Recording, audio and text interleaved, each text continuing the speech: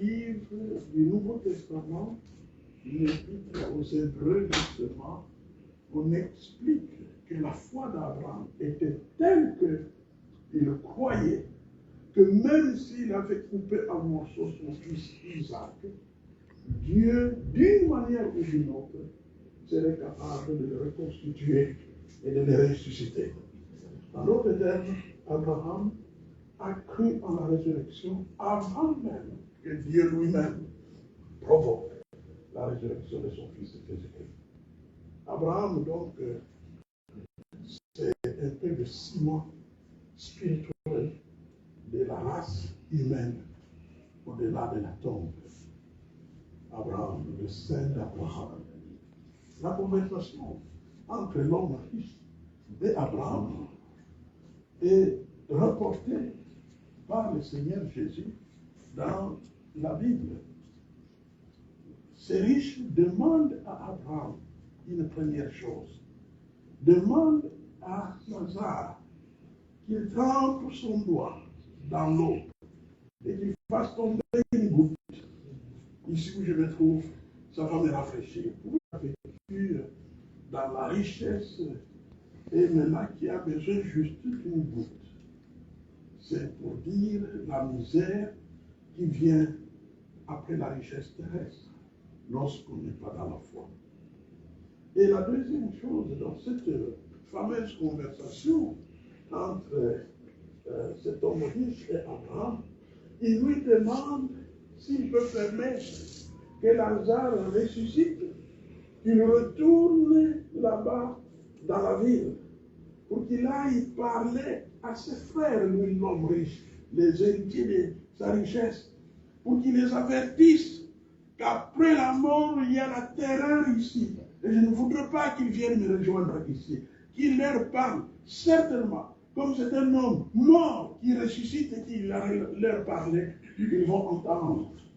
Mais Abraham répondra, si vous continuez votre lecture dans Luc chapitre 16, il va lui répondre, c'est pas vrai.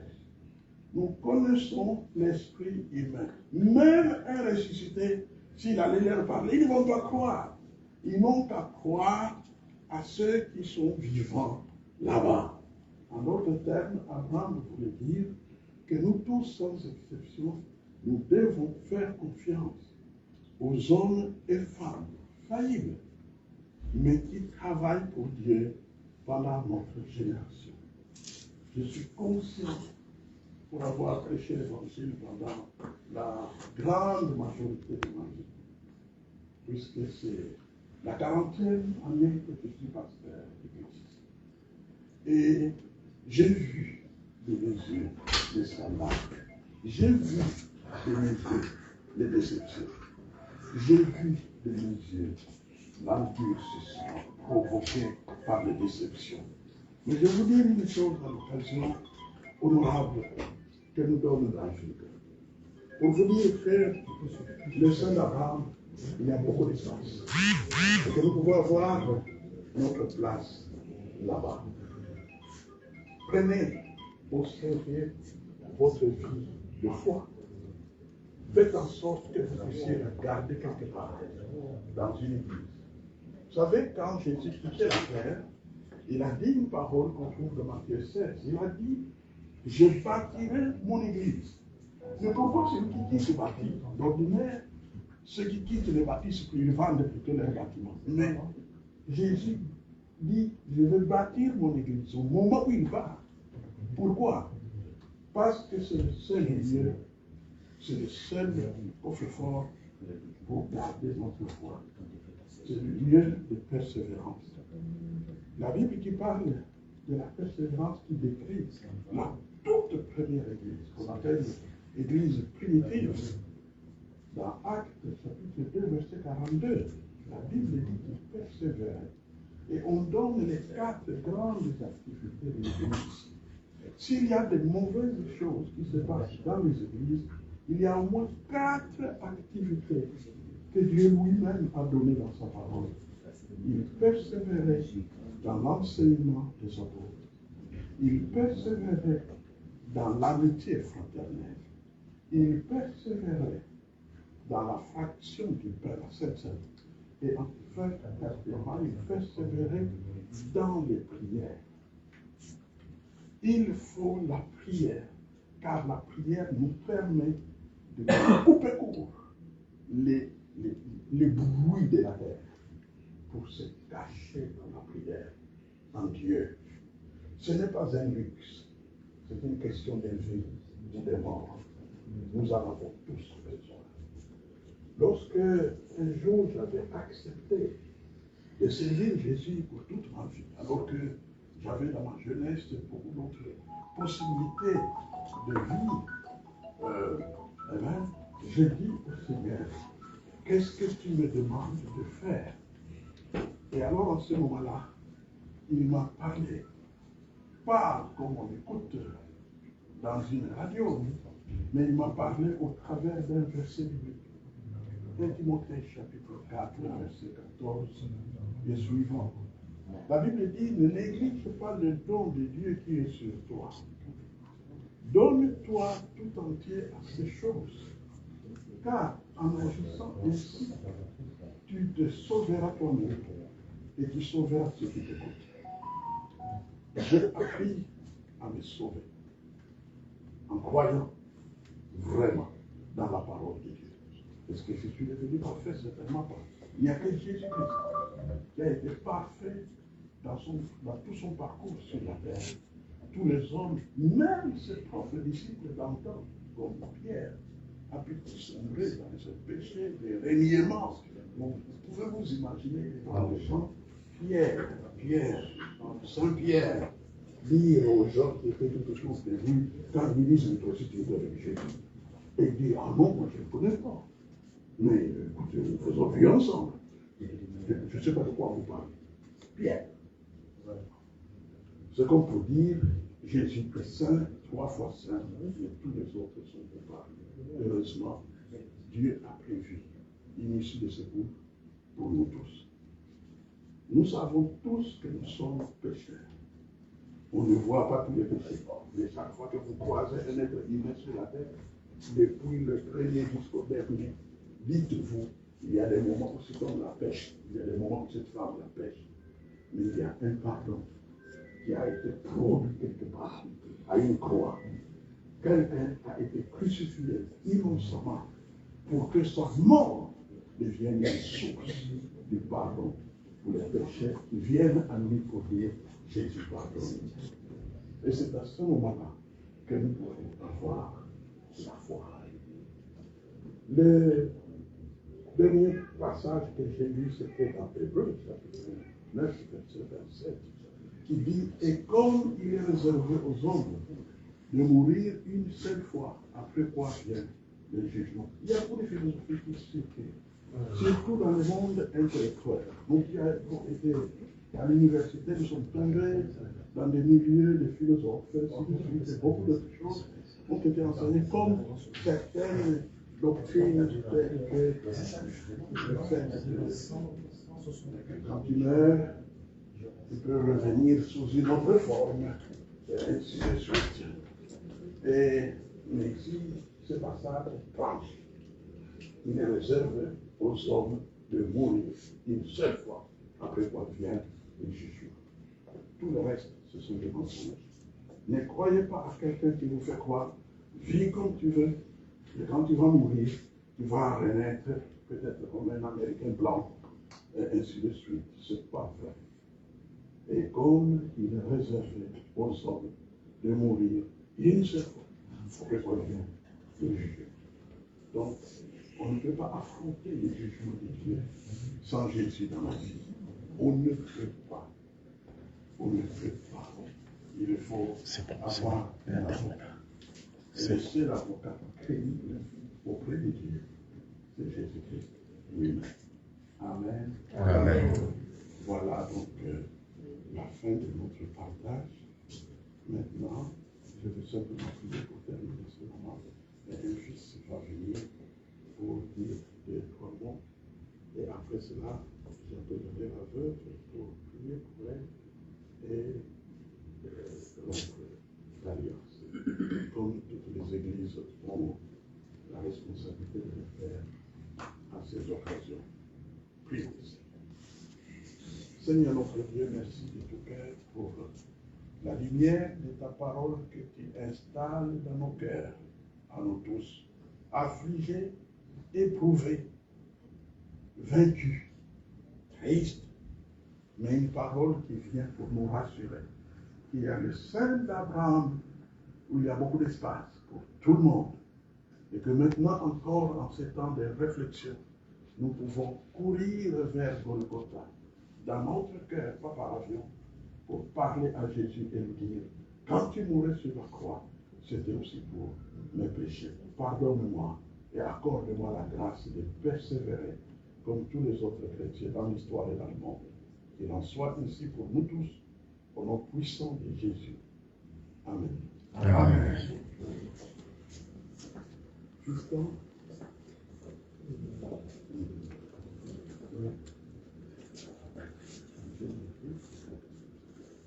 En fait, le fait serait qu'on arrive déjà au cimetière. Une fois rentré, on va faire nos témoignages avec. Mais si vous souhaitez le faire ici, on est dans les temps, il n'y a pas de. On est dans les temps. Si vous avez prévu, vous avez quelque chose à dire. Bonjour à tous. Je vous remercie d'être là.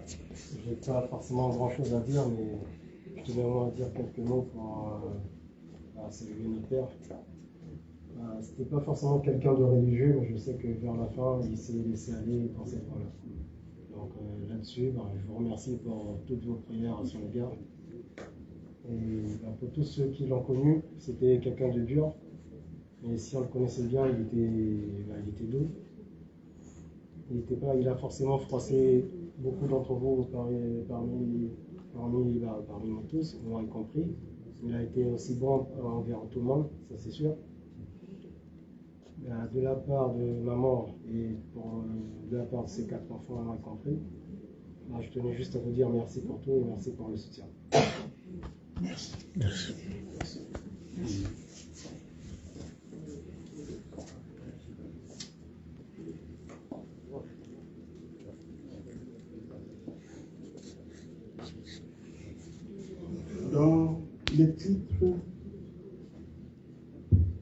Dans l'épître de Paul aux Corinthiens, au chapitre 7, 1 Corinthiens, chapitre 7, le verset 39 nous dit ce qui suit. 1 Corinthiens, chapitre 7, 39.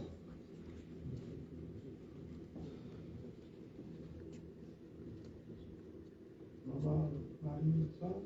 Je vais vous approcher de la scène.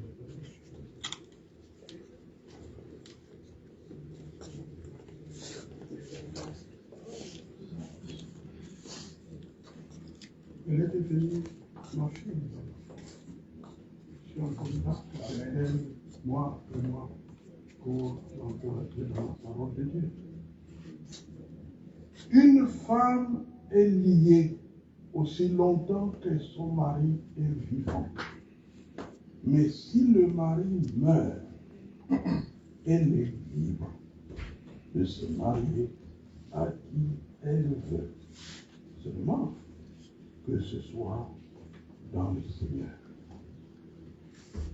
Comme vous le voyez, ce passage est très clair. Une femme est liée à son mari. Mais si le mari meurt, elle est déliée. J'ai délié beaucoup d'hommes, mais aussi beaucoup de femmes qui étaient liées par le mariage, mais qui, une fois le mari décédé, ceux qui n'étaient pas déliés comme nous allons le faire, se sont parfois retrouvés dans des situations compliquées, puisque certaines d'entre elles ont vu dans leur songe le mari venir et ont accueilli ce mari en se disant, après tout, on a été mariés, c'est normal que dans mon songe je puisse avoir des cauchemars de ce genre, sauf que le mari, ce n'était pas le mari. Ce n'était pas le mari. Le corps de David est ici, mais David n'est pas là.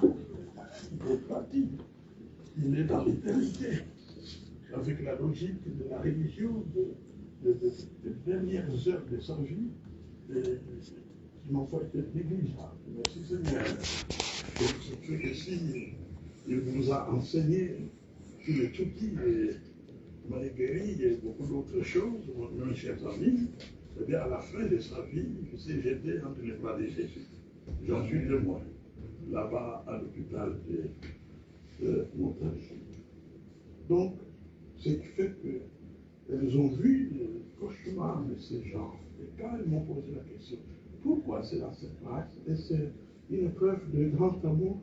Je leur ai dit non, c'est une usurpation. Ce sont des démons qui ont usurpé sa personne, son image, et sont venus les remplacer pour entretenir, entre guillemets, sa présence dans votre vie. Mais ce n'est pas une présence bénissante. C'est de la part des ténèbres qu'ils agissent. C'est la raison pour laquelle la démarche de désigner une veuve est nécessaire. Mais ça doit être fait dans le Seigneur et correctement. Donc, c'est pourquoi s'il y a ces croches elle-même, si elle peut sortir, vous avez une bague, c'est facile à faire sortir. Donc là, vous pouvez la sortir de votre donner.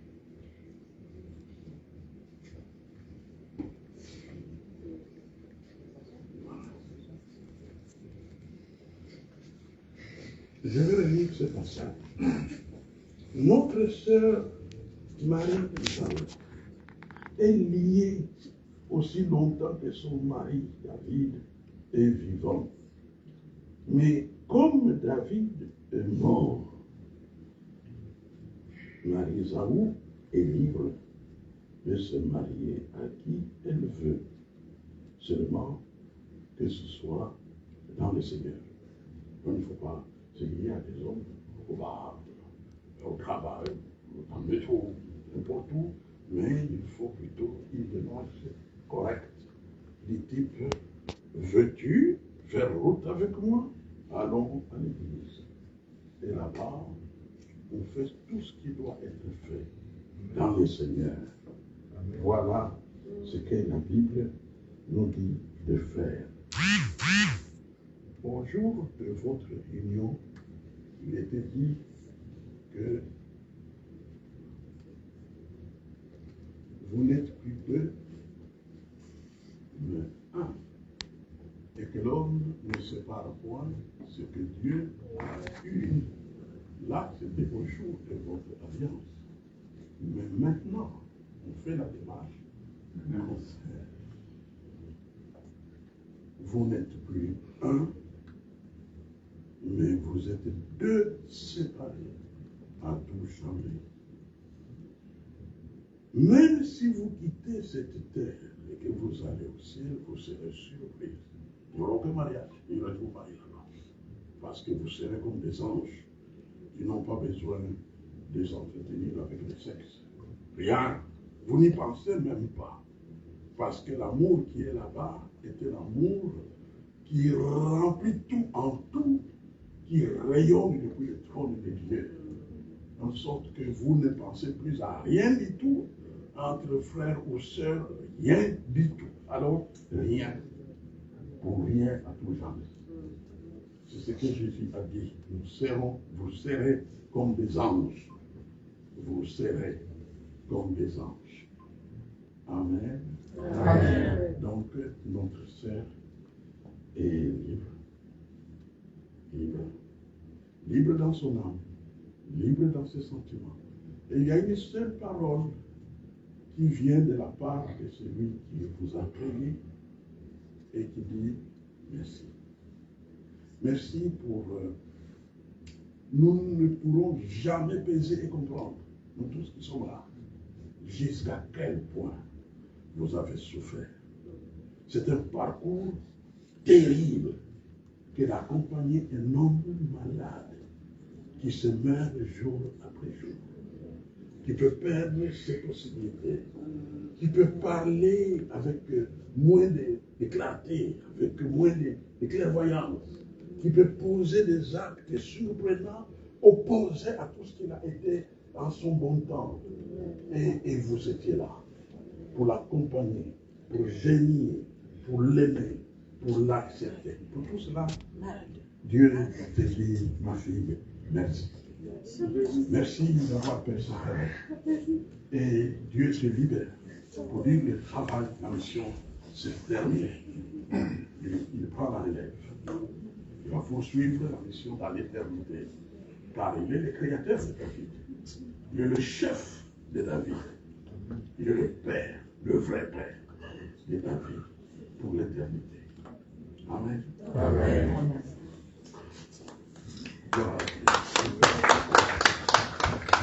Venez encore. Venez parce que nous avons ce que nous venons de dire, ce sont des confessions. Mais maintenant, il faut s'adresser à Dieu. Parce que c'est ce Dieu-là qui accomplit ce que nous venons de dire. Les paroles de l'homme peuvent être édifiantes, mais c'est la puissance de Dieu qui fait tout le reste. Amen. Et c'est par la prière que nous nous mettons en connexion avec celui qui est assis sur le trône. Amen. Amen. Vous savez, c'est l'une des rares fois où je me trouve devant un grand nombre de Congolais de Brazzaville. Une des rares fois. La deuxième fois, je suis allé prêcher à Brazzaville, c'est un bishop qu'on appelle Tabatou. Et pour Serge Aimé, des choses comme ça. Et c'est la deuxième fois que je me trouve devant vous. Et pourtant, vous n'êtes pas si loin de chez nous. Hein? Moi, je suis de Mayombe. Comme je disais à quelques amis, on va à pied jusqu'à Louisi. Depuis nos villages là-bas. Et je suis heureux de vous avoir. Mais aussi à Sopogane. J'ai prêché à l'Ambaré. Au stade de l'Ambaré. J'ai prêché au bord de fleuve là. Voilà. J'étais là parce que. Voilà. Elle ne fait que ça. Joktan. C'est mon âme. Voilà. Nous allons prier pour notre sœur. Oui, c'est la partie. Prions le Seigneur. Père Tout-Puissant, voici notre sœur. Que ta parole libère définitivement de l'alliance. Et maintenant, nous te prions qu'alors que je pose ma main sur elle, que toi, le Dieu Tout-Puissant, qui agit par l'Esprit qui habite les hommes, vienne, libère, dégage et donne la liberté à cette femme. À la fois, comme nous l'avons entendu, pour lui dire merci, mais aussi à la fois pour la bénir pour la suite de son histoire. Accompagne-la sur le chemin de la vie. Accorde-lui le discernement, car sur la terre, il n'y a pas que des hommes gentils, il y a des méchants, pour qu'elle ne tombe jamais dans ce traquenard des loups-garous, et qu'elle soit protégée avec le discernement, avec la sagesse, avec la maîtrise de soi. Merci Père pour ta bénédiction qui l'entoure, elle et ses enfants, au nom de Jésus. Amen. Amen. Amen. Alors, qu'est-ce qu'on fera de l'alliance? Il y a plusieurs possibilités. Certains jettent dans la tombe. Nous, on ne fait pas ça. Et puis, il y en a d'autres qui gardent ça comme un souvenir à la famille, dans un bocal quelque part, ou comme un souvenir. C'est tout. Et si ça a de la valeur, on peut aussi garder cela. Mais on ne met pas dans la tombe parce qu'on ne voit pas dans la Bible là où on a mis ce genre de choses. Que Dieu vous bénisse. Merci, pasteur. Vous savez, ici le temps nous est imparti. On avait pour 1 heure, mais là ça commence à demander. Donc rapidement, on appelle les sportifs qui veulent dire un mot. Et après, nous allons partir. Oh, c'est fini.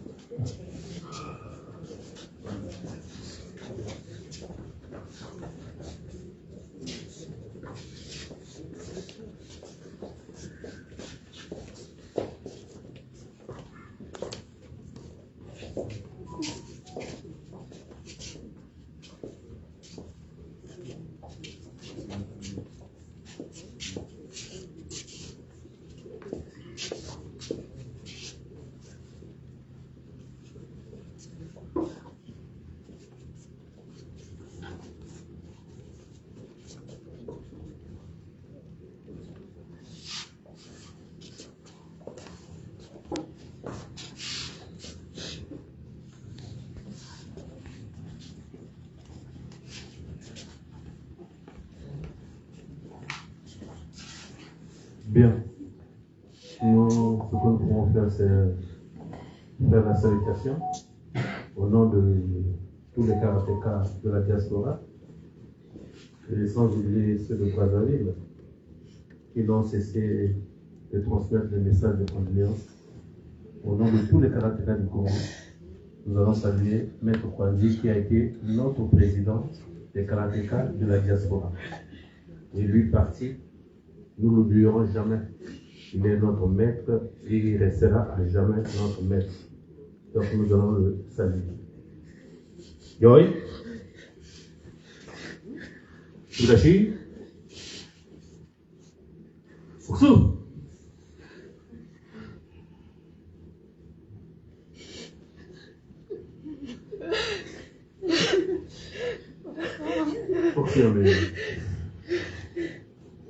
Chomeni Ray, Otagani Ray, Yoy, Yamayasu.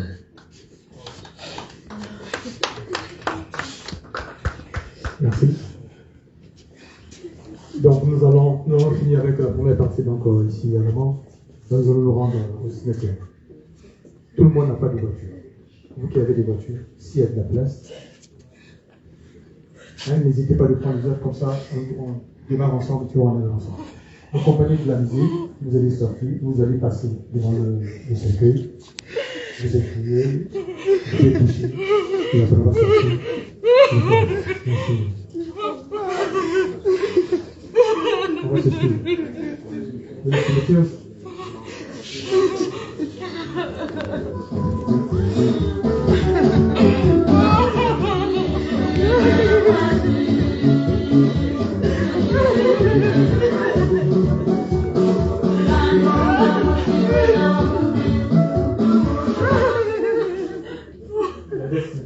S'il vous plaît, maman, vous pouvez encore rester au moins dans 10 minutes, le temps qu'on doit essayer un peu de faire une petite ambiance. Bonjour, au revoir, madame de Grande. Merci. Je vous demande de venir tous, s'il vous plaît. Merci. L'adresse. De la micro.